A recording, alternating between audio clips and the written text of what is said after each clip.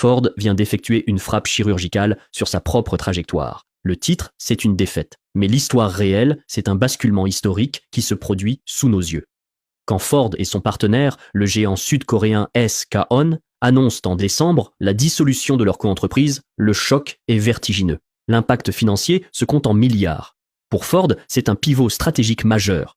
Pour SK, c'est un désastre comptable. 2,4 milliards d'euros d'actifs dépréciés presque immédiatement. Voilà le bruit d'une industrie à 1000 milliards qui freine si fort que tout le bâtiment tremble. Mais il y a un twist crucial. Le PDG de Ford, Jim Farley, n'emploie pas le mot « défaite ». Il dit qu'il pivote au lieu d'engloutir des milliards dans des véhicules électriques qui ne feront jamais de bénéfices. Alors, où part cet argent ? Directement dans une nouvelle guerre. Ford prend cette usine du Kentucky et remet 1,8 milliard d'euros sur la table pour la reconvertir. Nouvelle cible, Ford Energy. Fabriquer des batteries géantes pour stocker l'électricité du réseau, pas pour des voitures. Ils n'ont pas abandonné l'avenir des batteries. Ils ont redéployé l'armée sur un autre champ de bataille. Ce n'est pas une retraite, c'est une recalibration de toute une industrie américaine. Et là, relier les points, entre l'urne et l'atelier.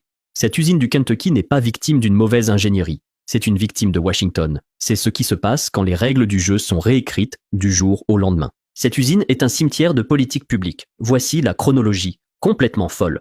Août 2025. L'usine démarre enfin la production. Septembre 2025. Une brique essentielle de l'économie, EV, meurt. Le crédit d'impôt fédéral de $7 500 expire. En une nuit, chaque F-150 Lightning devient $7 500 plus cher. La demande s'effondre instantanément.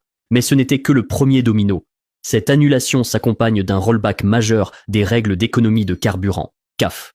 Le signal « on y va à fond » devient « peut-être ». L'avenir garanti disparaît. Ford regarde cette réalité anti-économique et débranche. La date de fermeture, le 14 février 2026, n'est pas un hasard. C'est la conséquence directe de décisions politiques.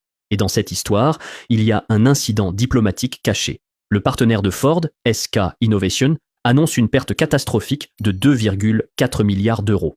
Un allié clé des États-Unis apprend une leçon brutale. Miser sur les promesses de Washington coûte très cher, sauf que SK ne fait pas que panser ses plaies. SK, on prend le contrôle total de l'autre usine de la joint venture dans le Tennessee. Et ils le disent clairement. Cette usine pourra fournir d'autres constructeurs. Ils ne sont plus liés exclusivement à Ford. C'est un basculement sismique. La confiance se fissure. Un allié diversifie son risque et peut désormais travailler avec nos concurrents. On n'a pas juste annulé une usine, on a poussé un fournisseur clé à regarder ailleurs. Pendant que les lumières s'éteignent dans le Kentucky, une nouvelle ligne se trace sur la carte mondiale, du Canada directement vers la Chine. Pendant que Ford recule, un accord discret se négocie. Le gouvernement canadien poursuit activement un nouveau